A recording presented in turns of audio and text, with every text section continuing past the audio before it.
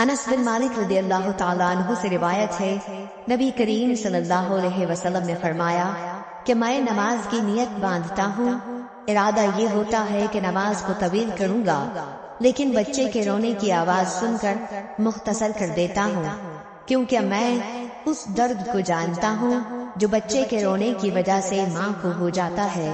صحیح بخاری حدیث نمبر 710۔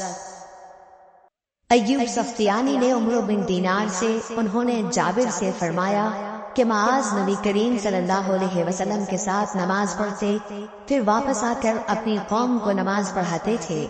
صحیح بخاری حدیث نمبر 711۔ عبداللہ بن داؤد نے بیان کیا، کہا کہ ہم سے اعمش نے ابراہیم نخعی سے بیان کیا، انہوں نے اسود سے، انہوں نے حضرت عائشہ رضی اللہ تعالی عنہا سے کہ آپ نے بتلایا کہ نبی کریم صلی اللہ علیہ وسلم کی مرض الوفات میں حضرت بلال رضی اللہ تعالی عنہ نماز کی اطلاع دینے کے لیے حاضر خدمت ہوئے۔ آپ نے فرمایا کہ ابو بکر سے نماز پڑھانے کے لیے کہو۔ میں نے عرض کی کہ ابو بکر کچے دل کے آدمی ہیں، اگر آپ کی جگہ کھڑے ہوں گے تو رو دیں گے اور قرأت نہ کر سکیں گے۔ آپ نے پھر فرمایا کہ ابو بکر سے کہو وہ نماز پڑھائیں۔ میں نے وہی عذر پھر دہرایا، پھر آپ نے تیسری یا چوتھی مرتبہ فرمایا کہ تم لوگ تو بالکل صواحب یوسف کی طرح ہو، ابو بکر سے کہو کہ وہ نماز پڑھائیں۔ خیر، ابو بکر رضی اللہ تعالیٰ عنہ نے نماز شروع کرا دی۔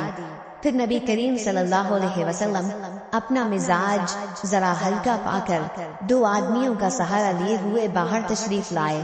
گویا میری نظروں کے سامنے وہ منظر ہے کہ آپ کے قدم زمین پر نشان کر رہے تھے۔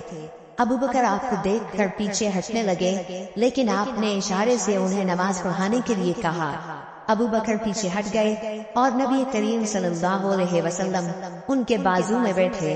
حضرت ابو بکر رضی اللہ تعالیٰ عنہ لوگوں کو نبی کریم صلی اللہ علیہ وسلم کی تکبیر سنا رہے تھے۔ عبداللہ بن داؤد کے ساتھ اس حدیث کو محاذر نے بھی اعمش سے روایت کیا ہے۔ صحیح بخاری حدیث نمبر 712۔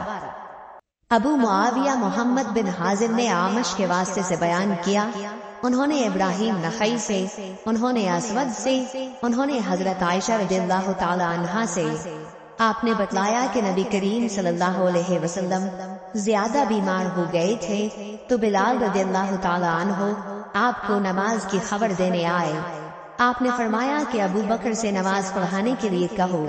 میں نے کہا یا رسول اللہ، ابو بکر ایک نرم دل آدمی ہے، اور جب وہ آپ کی جگہ کھڑے ہوں گے لوگوں کو شدت گریہ کی وجہ سے آواز نہیں سنا سکیں گے، اس لیے اگر آپ عمر رضی اللہ تعالیٰ عنہ سے کہتے تو بہتر تھا۔